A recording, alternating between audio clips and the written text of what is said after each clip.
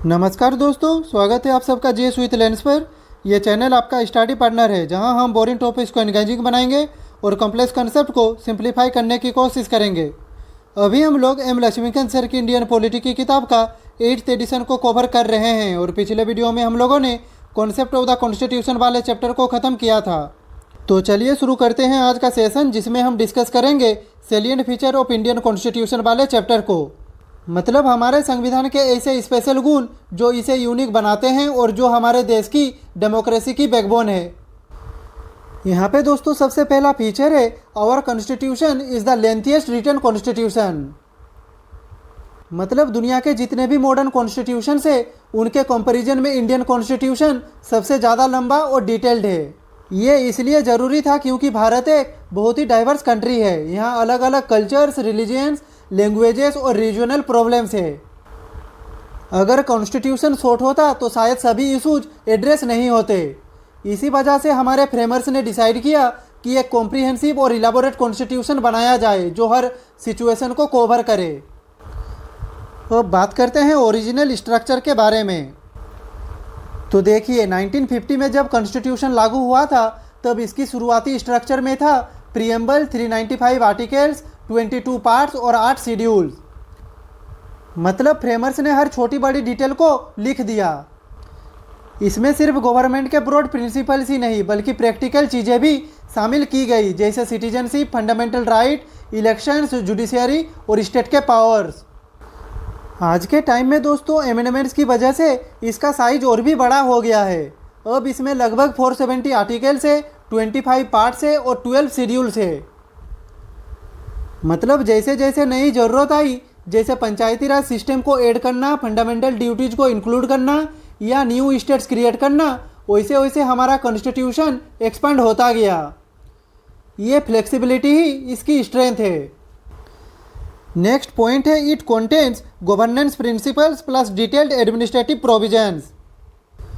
तो देखिए हमारा कॉन्स्टिट्यूशन सिर्फ एक लीगल डॉक्यूमेंट नहीं है बल्कि गवर्नेंस का एक डिटेल्ड मैनुअल है।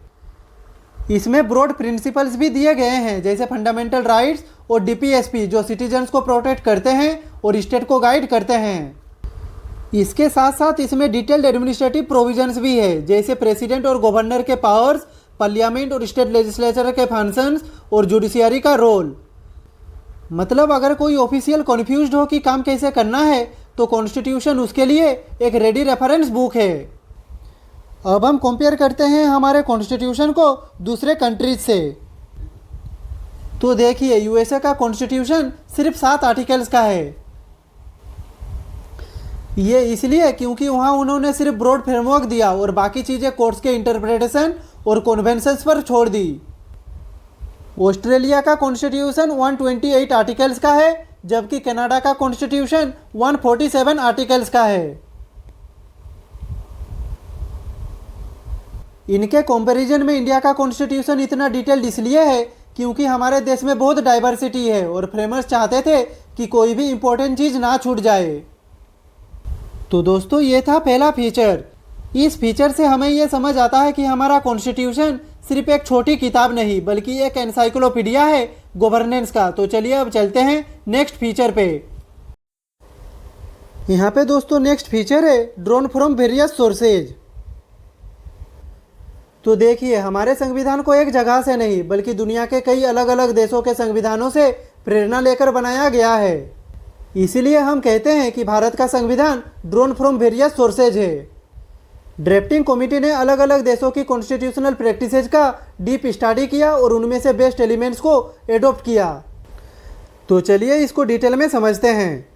तो देखिए इंडिया का structural framework mainly government of India act 1935 से लिया गया है। इसमें सेंट्रल और स्टेट गवर्नमेंट का डिवीजन, पावर्स और लेजिस्लेटिव सेटअप का आइडिया दिया गया था जो हमारे कॉन्स्टिट्यूशन में फेडरल स्ट्रक्चर के रूप में रिफ्लेक्ट होता है।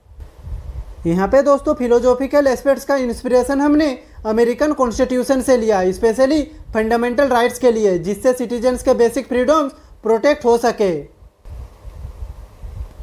साथ ही हमें इस कॉन्स्टिट्यूशन से इन्फ्लुएंस मिला डीपीएसपी के लिए जो सोसाइटी में जस्टिस और वेलफेयर को प्रमोट करता है। नेक्स्ट है political system, mainly British constitution से लिया गया है। इसमें हमने कैबिनेट गवर्नमेंट का कॉन्सेप्ट एडॉप्ट किया और एग्जीक्यूटिव और लेजिस्लेचर के रिलेशंस का फ्रेमवर्क डिफाइन किया, जिससे पार्लियामेंट्री डेमोक्रेसी स्मूथली काम कर सके। इंडियन कॉन्स्टिट्यूशन में कुछ और इम्पोर्टेंट प्रोविजंस अलग अलग कंट्रीज से लिए गए हैं। यहाँ पे दोस्तों ये कंट्रीज है कनाडा, ऑस्ट्रेलिया, जर्मनी, रसिया, फ्रांस, साउथ अफ्रीका और जापान। यहाँ पे दोस्तों कौन कौन कंट्रीज से कौन कौन प्रोविजंस को लिए गए हैं, इसको हम एक अलग वीडियो में डिटेल में कवर करेंगे। यहाँ पे हमने सिर्फ इसका बेसिक डिस्कस किया, तो चलिए अब चलते हैं नेक्स्ट स्लाइड पे।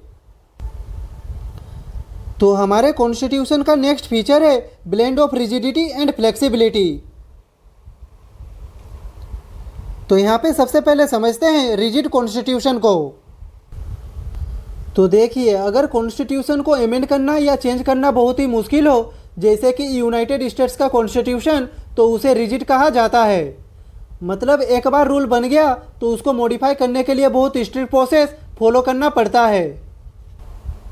अब समझते हैं फ्लेक्सिबल कॉन्स्टिट्यूशन क्या होता है। तो देखिए, इसमें अमेंडमेंट्स करना कंपैरेटिवली इजी होता है, जैसे यूनाइटेड किंगडम का कॉन्स्टिट्यूशन। यहाँ पार्लियामेंट सिंपल मेजोरिटी से भी कॉन्स्टिट्यूशन को चेंज कर सकता है। मतलब यहाँ पे रूल्स को सोसाइटी के नीड्स के हिसाब से एडॉप्ट किया जा सकता है। अब समझते हैं इंडियन कॉन्स्टिट्यूशन को। तो देखिए, हमारा कॉन्स्टिट्यूशन इन दोनों का मिक्सचर है, यानी रिजिड भी है और फ्लेक्सिबल भी। हमने एक ऐसा बैलेंस क्रिएट किया जहाँ कुछ प्रोविजंस को इजी प्रोसेस से चेंज किया जा सकता है और कुछ के लिए टफ प्रोसीजर रखा गया है। हमारे यहाँ कुछ प्रोविजंस ऐसे हैं जिसे बहुत ही आसानी से चेंज किए जा सकते हैं, इन्हें हम फ्लेक्सिबल प्रोविजंस कहते हैं। इन चेंजेस के लिए सिर्फ पार्लियामेंट की सिंपल मेजोरिटी चाहिए होती है, जैसे नए राज्यों का फॉर्मेशन, बाउंड्रीज का अल्टरेशन या फिर एमपीज की सैलरीज में चेंज। ये सब सिंपल लॉ पास करके किया जा सकता है। लेकिन कुछ प्रोविजंस बहुत इंपॉर्टेंट और सेंसिटिव होते हैं, जिनके लिए special majority of the parliament और साथ ही हाफ ऑफ द स्टेट्स की अप्रूवल जरूरी होती है। यही एलिमेंट इंडियन कॉन्स्टिट्यूशन को रिजिड बनाता है और इंश्योर करता है कि फंडामेंटल फ्रेमवर्क इजीली चेंज ना हो। जैसे कि फेडरल स्ट्रक्चर से जुड़े प्रोविजंस, जैसे प्रेसिडेंट के इलेक्शन का तरीका, सेंटर स्टेट पावर्स का डिस्ट्रीब्यूशन, राज्यसभा में स्टेट्स का रिप्रेजेंटेशन, इन सब में रिजिड प्रोसीजर फॉलो किया जाता है। तो दोस्तों, यहाँ पे हमने समझा इंडियन कॉन्स्टिट्यूशन एक परफेक्ट बैलेंस है रिजिडिटी और फ्लेक्सिबिलिटी का। तो चलिए चलते हैं नेक्स्ट स्लाइड पे। तो अब हम डिस्कस करने वाले हैं इंडियन कॉन्स्टिट्यूशन की एक और इम्पोर्टेंट फीचर की, जो है फेडरल सिस्टम विथ यूनिटरी बायस। तो पहले समझते हैं फीचर्स ऑफ फेडरलिज्म। तो देखिए, फेडरल सिस्टम का मतलब होता है दो लेवल की सरकार। इंडिया में भी हमें सेंटर और स्टेट गवर्नमेंट दोनों मिलते हैं, जो अपने अपने सब्जेक्ट्स पर लॉ बनाते हैं। यहाँ पे दोस्तों नेक्स्ट फीचर है डिवीजन ऑफ पावर्स। तो देखिए, कॉन्स्टिट्यूशन ने क्लियरली बताया है कि कौन से मैटर्स पर सेंट्रल लॉ बनाएगा, कौन से पर स्टेट्स और कौन से सब्जेक्ट्स दोनों मिलकर हैंडल करेंगे। ये list union list, state list और कॉन्करेंट लिस्ट के थ्रू डिसाइड होता है। नेक्स्ट है सुप्रीमेसी ऑफ द कॉन्स्टिट्यूशन। तो देखिए, इंडिया में कॉन्स्टिट्यूशन ही सबसे बड़ा कानून है। चाहे सेंटर हो या स्टेट, दोनों को अपने काम कॉन्स्टिट्यूशनल बाउंड्रीज के अंदर ही करने होते हैं, यानी कोई भी गवर्नमेंट कॉन्स्टिट्यूशन के ऊपर नहीं है। ये फीचर इंश्योर करता है कि एक बैलेंस बना रहे और किसी भी लेवल की सरकार अपने पावर का गलत इस्तेमाल ना करे। नेक्स्ट है इंडिपेंडेंट जुडिशियरी। तो देखिए, इम्पार्शियल और पावरफुल जुडिशियरी फेडरल स्ट्रक्चर का गार्जियन होती है। यहाँ पे सुप्रीम कोर्ट और हाई कोर्ट का काम होता है कि अगर कभी सेंटर और स्टेट के बीच जुरिस्डिक्शन का डिस्प्यूट हो तो वो फेयर डिसीजन दे सके। मतलब यहाँ पे जुडिशियरी कॉन्स्टिट्यूशन के प्रोटेक्टर के रूप में एक्ट करती है और दोनों गवर्नमेंट को उनकी मर्यादा में रखती है। नेक्स्ट है बाई कैमरलिज्म, यानी कि लेजिस्लेचर में दो हाउसेज होना। तो देखिए, इंडिया का पार्लियामेंट दो हाउसेज से बना है, लोकसभा और राज्यसभा। राज्यसभा को स्पेशली डिजाइन किया गया था स्टेट के इंटरेस्ट को प्रोटेक्ट करने के लिए। ये फेडरल आइडिया को और स्ट्रॉन्ग करता है। अब आते हैं यूनिटरी फीचर्स पे। तो यहाँ पे सबसे पहला फीचर है स्ट्रॉन्ग सेंटर। तो देखिए इंडिया में सेंटर को काफ़ी स्ट्रॉन्ग बनाया गया है। कॉन्स्टिट्यूशन ने कुछ क्रिटिकल सब्जेक्ट्स जैसे डिफेंस, फॉरेन अफेयर, करेंसी और एटॉमिक एनर्जी को सिर्फ सेंटर के कंट्रोल में रखे हैं। इससे नेशनल यूनिटी और सिक्योरिटी इंश्योर होती है, लेकिन फेडरल बैलेंस थोड़ा सेंटर की तरफ झुकता है। नेक्स्ट है सिंगल कॉन्स्टिट्यूशन एंड सिटीजनशिप। तो देखिए फेडरल कंट्रीज में जैसे यूएसए में हर स्टेट का अपना कॉन्स्टिट्यूशन होता है, लेकिन इंडिया में सिर्फ एक ही कॉन्स्टिट्यूशन है जो सेंटर और सभी स्टेट्स पर इक्वली अप्लाई होता है। इसके साथ साथ यहाँ पे सिटीजनशिप भी एक ही लेवल की होती है जो है इंडियन यानी सेंट्रल लेवल पर। यहाँ पे हम किसी भी स्टेट में हो, हमारी सिटीजनशिप सेंट्रल लेवल पर ही डिफाइंड है। ये एक क्लियर यूनिटरी फीचर है। यहाँ पे नेक्स्ट है इंटीग्रेटेड जुडिशियरी। तो देखिए इंडिया का judicial system single and integrated है। यहाँ पे सुप्रीम कोर्ट से लेकर सभी हाई कोर्ट एक ही सिस्टम का पार्ट है। हमारे यहाँ स्टेट्स के पास अपनी अलग जुडिशियरी नहीं होती, अनलाइक यूएसए जहाँ स्टेट कोर्ट्स इंडिपेंडेंट होते हैं। ये स्ट्रक्चर जुडिशियरी को यूनिटरी कैरेक्टर देता है।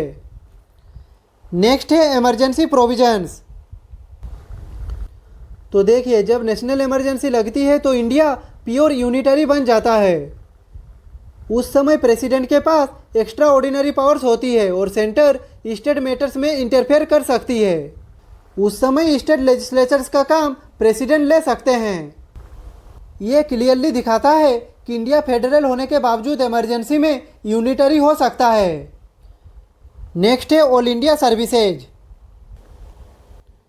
तो दोस्तों आईएएस और आईपीएस जैसे ऑल इंडिया सर्विसेज भी यूनिटरी कैरेक्टर को शो करती है। इन ऑफिसर्स को स्टेट्स में पोस्ट किया जाता है, लेकिन उनका कंट्रोल सेंटर के पास होता है, यानी उनकी अपॉइंटमेंट, प्रमोशन और सस्पेंशन सब सेंटर के अंडर होता है। तो दोस्तों इसी वजह से स्कॉलर्स ने इंडियन फेडरलिज्म को अलग अलग तरीकों से डिस्क्राइब किया है। कोई इसे क्वासी फेडरल बोलता है, कोई कोऑपरेटिव फेडरलिज्म, और कॉन्स्टिट्यूशन खुद हमें एक यूनियन ऑफ स्टेट्स के रूप में डिफाइन करता है। तो ये था इंडियन कॉन्स्टिट्यूशन का फेडरल सिस्टम जिसमें क्लियरली एक यूनिटरी टिल्ट है। तो चलिए अब चलते हैं नेक्स्ट स्लाइड पे। तो दोस्तों हमारे कॉन्स्टिट्यूशन का नेक्स्ट फीचर है पार्लियामेंट्री फॉर्म ऑफ गवर्नमेंट। तो देखिए इंडिया का parliamentary system mainly Westminster model of Britain से एडॉप्ट किया गया है। इसी वजह से इसे ब्रिटिश पार्लियामेंट्री सिस्टम भी कहा जाता है। इस सिस्टम का दोस्तों पहला फीचर है कि इस सिस्टम में दो टाइप्स के एग्जीक्यूटिव्स होते हैं, नॉमिनल एग्जीक्यूटिव और रियल एग्जीक्यूटिव। हमारे यहाँ नॉमिनल एग्जीक्यूटिव है राष्ट्रपति नेशनल लेवल पे और गवर्नर स्टेट लेवल पे। ये सिर्फ कॉन्स्टिट्यूशनल हेड होते हैं। जबकि रियल एग्जीक्यूटिव होते हैं काउंसिल ऑफ मिनिस्टर्स, जिसका leadership prime minister national level पे और चीफ मिनिस्टर स्टेट लेवल पे करते हैं। यहाँ पे नेक्स्ट फीचर कहता है कि हमारे यहाँ गवर्नमेंट बनाता है मेजोरिटी पार्टी या फिर मेजोरिटी अलायंस, जो लोअर हाउस में ज़्यादा सीट्स लेकर आती है।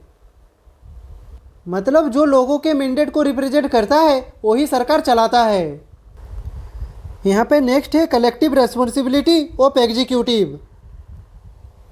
तो दोस्तों ये पार्लियामेंट्री सिस्टम का कोर प्रिंसिपल है। यहाँ पे पूरी council of ministers collectively responsible होती है लोकसभा के प्रति।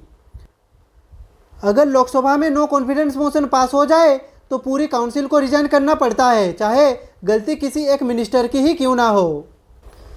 इससे एग्जीक्यूटिव अकाउंटेबिलिटी इंश्योर होती है और मिनिस्टर्स को डिसिप्लिन और ट्रांसपेरेंट गवर्नेंस करनी पड़ती है। यहाँ पे नेक्स्ट है लीडरशिप ऑफ पीएम और सीएम। तो दोस्तों रियल पावर इस सिस्टम में एक लीडर के पास होती है, प्राइम मिनिस्टर नेशनल लेवल के लिए और चीफ मिनिस्टर स्टेट लेवल के लिए। ये काउंसिल ऑफ मिनिस्टर्स को गाइड करते हैं, पॉलिसी बनाते हैं और कैबिनेट मीटिंग्स चेयर करते हैं। इनका रोल क्रूशियल होता है क्योंकि यही डिसीजन मेकिंग के मेन सेंटर होते हैं। नेक्स्ट फीचर है डिसोल्यूशन ऑफ लोअर हाउस। तो दोस्तों पार्लियामेंट्री सिस्टम में लोकसभा या विधानसभा को डिसॉल्व किया जा सकता है। ये मोस्टली प्राइम मिनिस्टर और चीफ मिनिस्टर के एडवाइस पर प्रेसिडेंट और गवर्नर करते हैं। इससे पब्लिक को नए इलेक्शंस के थ्रू अपनी सरकार बदलने का मौका मिलता है। ये मैकेनिज्म डेमोक्रेसी का सेफगार्ड है, जहां अगर गवर्नमेंट मेजोरिटी लूज करे या पब्लिक सेटिस्फेक्शन कम हो तो इलेक्शन के जरिए नई सरकार बन सकती है। तो दोस्तों यहाँ पे हमने समझा पार्लियामेंट्री फॉर्म ऑफ गवर्नमेंट एक ऐसा सिस्टम है जो अकाउंटेबिलिटी, रेस्पॉन्सिबिलिटी और डेमोक्रेसी को बैलेंस करता है। तो चलिए अब चलते हैं नेक्स्ट स्लाइड पे। तो दोस्तों हमारे कॉन्स्टिट्यूशन का नेक्स्ट सेलियन फीचर है synthesis of parliamentary sovereignty and judicial supremacy. तो देखिए ब्रिटिश सिस्टम का मेन पिलर है पार्लियामेंट्री सोवरेंटी। मतलब ब्रिटेन में पार्लियामेंट सबसे ऊपर है और उसके बनाए हुए लॉज को कोई कोर्ट स्ट्राइक डाउन नहीं कर सकती। वहीं पे अमेरिकन कॉन्स्टिट्यूशन का एक हॉलमार्क है जुडिशियल सुप्रीमेसी, यानी वहाँ पे कोर्ट्स के पास अल्टीमेट पावर होती है किसी भी लॉ को अनकॉन्स्टिट्यूशनल डिक्लेयर करने की। मतलब यहाँ पे जुडिशियरी फाइनल इंटरप्रेटर होती है। अगर दोस्तों इंडिया की बात करें तो यहाँ पे इन दोनों सिस्टम्स को मिलाकर एक बैलेंस सिंथेसिस बनाया गया है।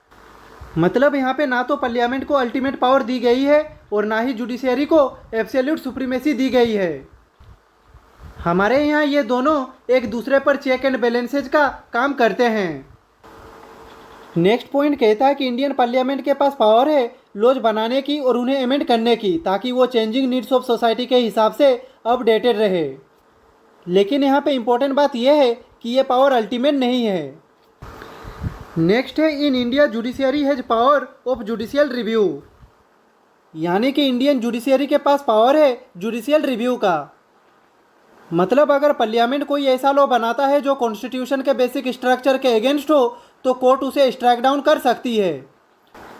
तो दोस्तों इस स्लाइड में हमने समझा इंडिया ने एक बैलेंस क्रिएट किया है जहां पे पार्लियामेंट लॉ मेकिंग बॉडी है और judiciary guardian of the constitution है। तो चलिए अब चलते हैं नेक्स्ट स्लाइड पे।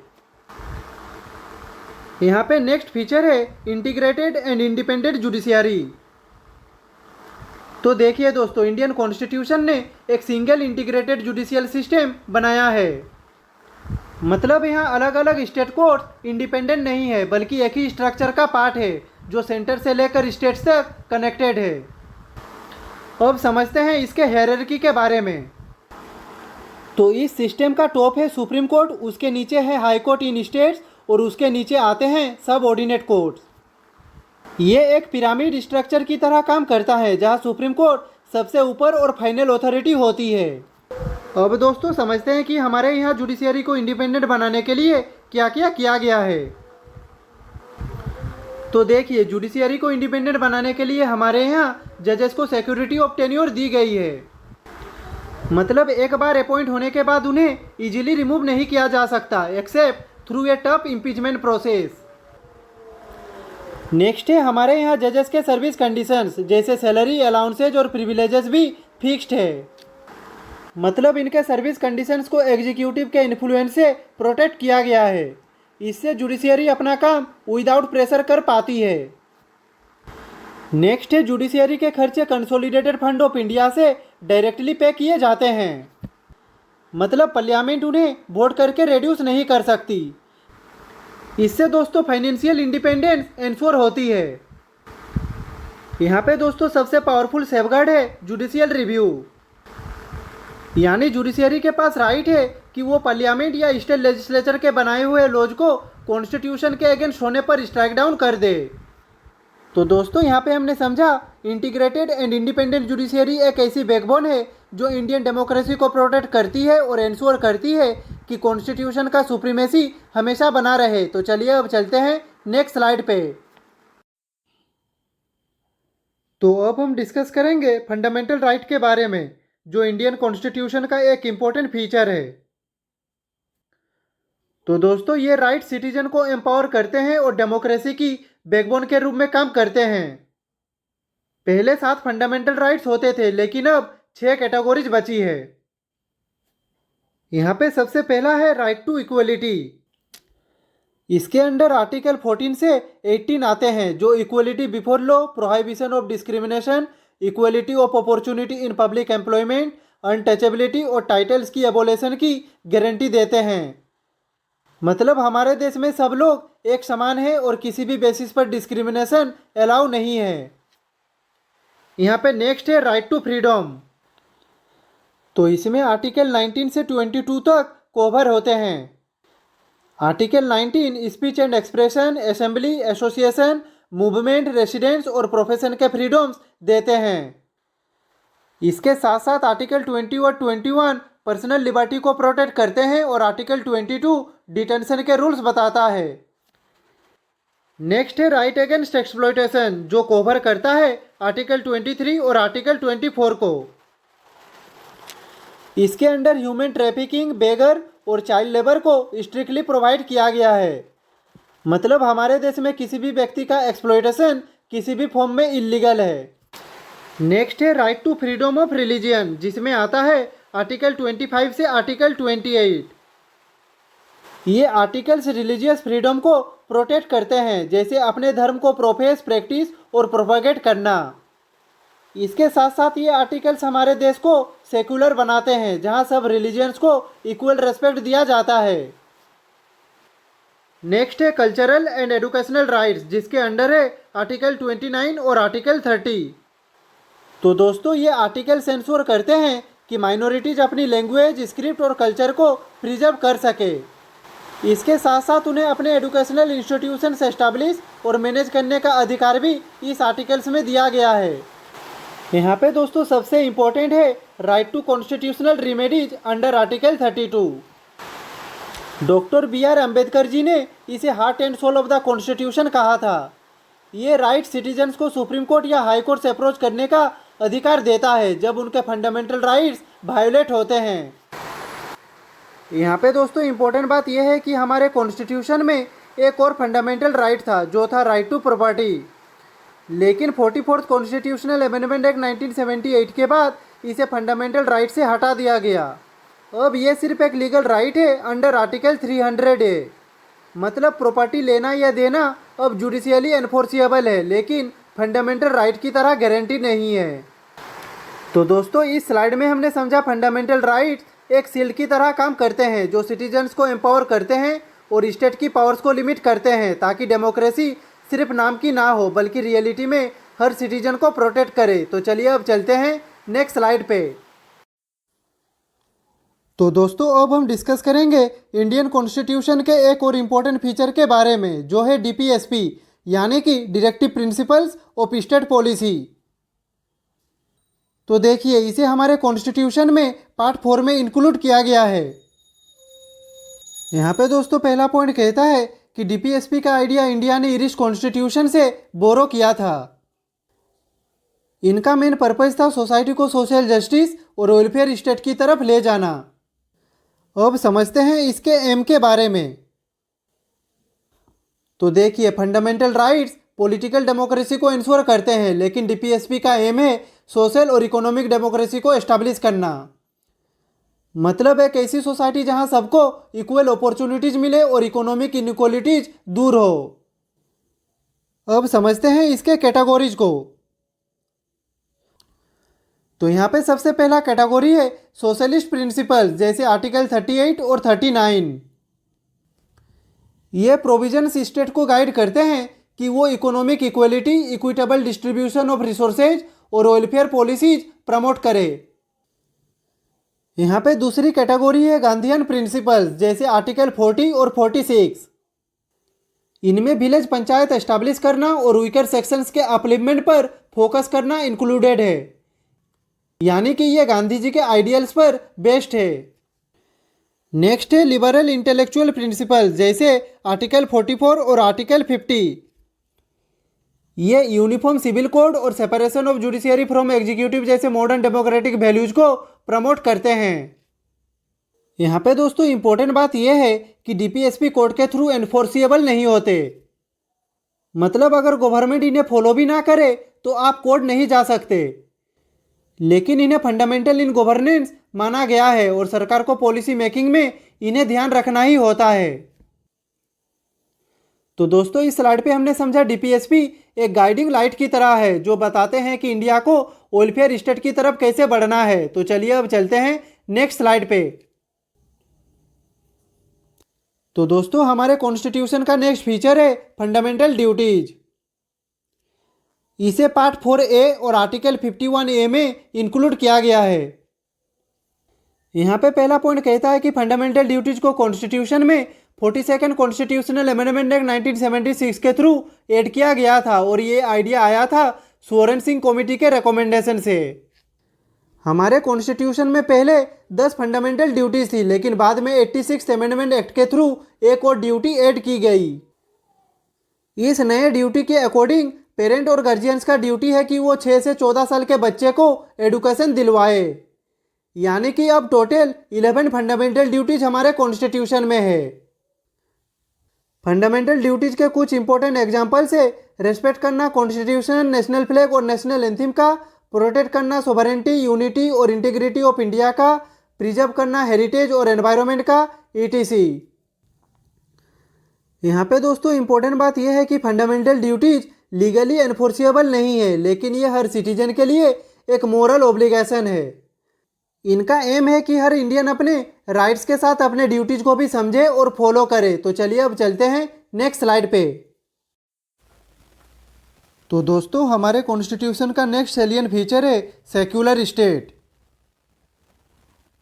तो देखिए इंडिया एक सेक्युलर स्टेट है, मतलब यहाँ स्टेट का अपना कोई ऑफिशियल रिलीजन नहीं है। यहाँ पे गवर्नमेंट किसी भी एक पर्टिकुलर धर्म को प्रमोट या फेवर नहीं करती। अब समझते हैं उन इम्पोर्टेंट आर्टिकल्स को जो इंडिया के सेक्युलर कैरेक्टर को डिफाइन और प्रोटेक्ट करते हैं। यहाँ पे सबसे पहले आता है आर्टिकल 14। तो ये आर्टिकल इंश्योर करता है कि सब सिटीजन्स के लिए एक ही लॉ होगा, चाहे उनका रिलीजियन कुछ भी हो।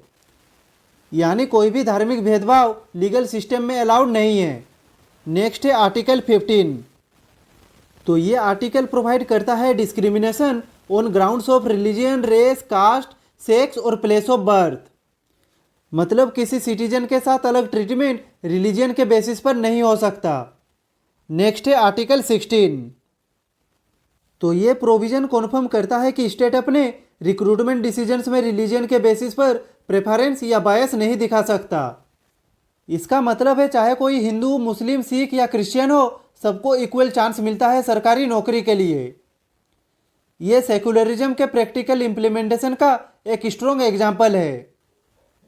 नेक्स्ट है आर्टिकल्स 25 से 28। तो देखिए ये आर्टिकल्स रिलीजियस फ्रीडम और इंस्टीट्यूशंस को प्रोटेक्ट करते हैं। आर्टिकल 25 हर सिटीजन को अपने रिलीजियन को फ्रीली प्रोफेस, प्रैक्टिस और प्रोपागेट करने का अधिकार देता है। आर्टिकल 26 रिलीजियस इंस्टीट्यूशंस को अपने रिलीजियस अफेयर्स मैनेज करने का राइट देता है, जैसे कि अपने मठ या मंदिर चलाना। आर्टिकल 27 कहता है कि किसी भी व्यक्ति को रिलीजियस एक्टिविटी या वर्शिप के लिए टैक्स देने पर फोर्स नहीं किया जा सकता। और आर्टिकल 28 इंश्योर करता है कि स्टेट फंडेड एजुकेशनल इंस्टीट्यूशंस में रिलीजियस इंस्ट्रक्शन नहीं दी जा सकती एक्सेप्ट उन केसेज में जहां इंस्टीट्यूशन पूरा स्टेट से फंड नहीं लेता।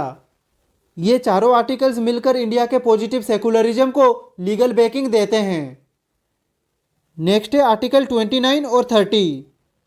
तो आर्टिकल 29 हर सेक्शन को अपनी लैंग्वेज, स्क्रिप्ट और कल्चर को प्रिजर्व करने का राइट देता है, जबकि आर्टिकल 30 रिलीजियस और लिंग्विस्टिक माइनॉरिटीज को अपने एजुकेशनल इंस्टीट्यूशंस एस्टैब्लिश और एडमिनिस्टर करने का राइट देता है। यहाँ पे नेक्स्ट है आर्टिकल 44। तो देखिए ये डीपीएसपी के अंडर आता है। ये गवर्नमेंट को गाइडेंस देता है कि भारत के सभी नागरिकों के लिए एक यूनिफॉर्म सिविल कोड लाने का प्रयास करे। इसका मतलब है कि सभी लोगों के लिए सेम पर्सनल लॉज होने चाहिए, रिलीजियन के अलग अलग रूल्स नहीं होने चाहिए। यूनिफॉर्म सिविल कोड का आइडिया सेकुलरिज्म को और स्ट्रॉन्ग बनाता है, क्योंकि अगर सभी सिटीजन्स को एक ही सिविल लॉ फॉलो करना हो तो रिलीजियस बायस या डिस्क्रिमिनेशन का स्कोप कम हो जाता है। यहाँ पे नेक्स्ट पॉइंट कहता है कि इंडिया ने कम्युनल रिप्रेजेंटेशन को एबोलिश कर दिया है, मतलब सीट्स या पोजीशंस रिलीजियन के नाम पर रिजर्व नहीं किए जाते। ये स्टेप लिया गया ताकि नेशनल इंटीग्रिटी और यूनिटी प्रमोट हो। अब समझते हैं पॉजिटिव सेकुलरिज्म को। तो देखिए इंडियन सेकुलरिज्म नेगेटिव सेक्युलरिज्म से अलग है। यहाँ स्टेट एक्टिवली इंश्योर करता है कि सभी रिलीजन्स को इक्वल रेस्पेक्ट मिले। तो दोस्तों इस स्लाइड पे हमने समझा हमारे यहाँ सभी धर्मों को इक्वल रेस्पेक्ट मिलता है और किसी भी सिटीजन को अपने रिलीजन के बेसिस पर अलग ट्रीट नहीं किया जाता। तो चलिए अब चलते हैं नेक्स्ट स्लाइड पे। तो अब हम डिस्कस करेंगे यूनिवर्सल एडल्ट फ्रेंचाइजी के बारे में।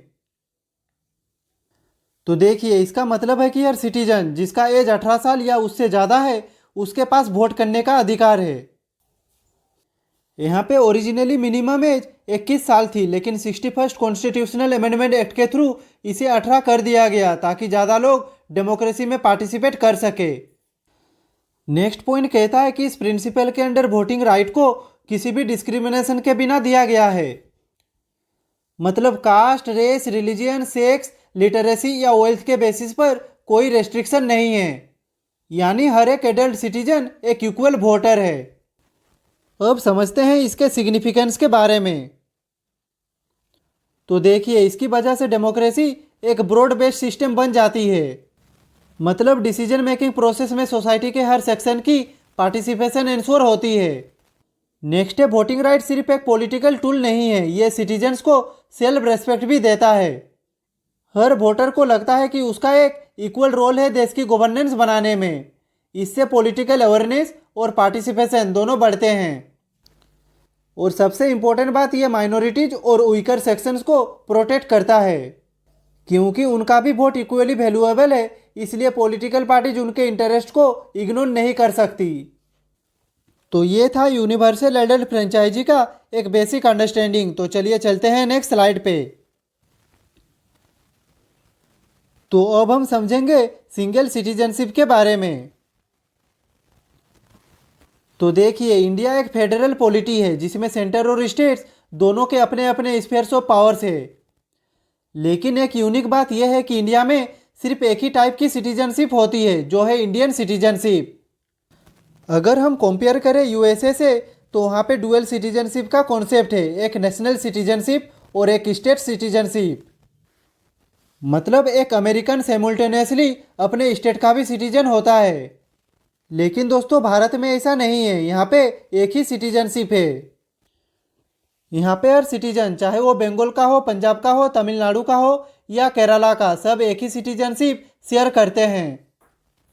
इसका मतलब है कि सभी सिटीजन्स को सेम पॉलिटिकल और सिविल राइट्स मिलते हैं इर्रेस्पेक्टिव ऑफ वो किस स्टेट के रहने वाले हैं। तो इस स्लाइड पे हमने समझा सिंगल सिटीजनशिप एक सिंबल है नेशनल यूनिटी का, जो हमें एक ही थ्रेड में बांध कर रखता है। तो चलिए अब चलते हैं नेक्स्ट स्लाइड पे। तो अब हम डिस्कस करेंगे इंडियन कॉन्स्टिट्यूशन के एक और इम्पोर्टेंट फीचर के बारे में, जो है इंडिपेंडेंट बॉडीज। ये बॉडीज इंश्योर करती है कि डेमोक्रेसी प्रॉपरली और फेयरली फंक्शन करे। तो चलिए इसके कुछ एग्जांपल्स देखते हैं। सबसे पहला एग्जांपल है इलेक्शन कमीशन ऑफ इंडिया।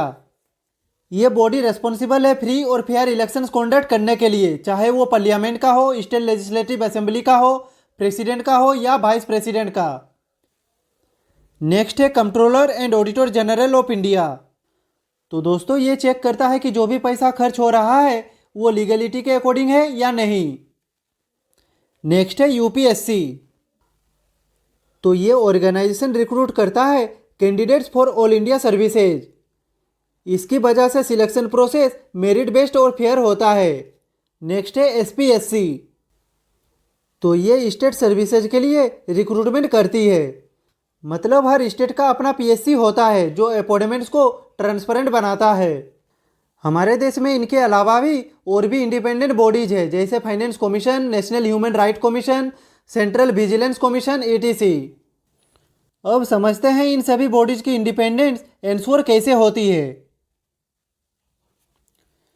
तो देखिए इनके मेंबर्स को सिक्योरिटी ऑफ टेन्योर होता है, उनकी सर्विस कंडीशन फिक्स्ड होती है और सबसे इंपॉर्टेंट इनका खर्चा directly consolidated fund of India से आता है।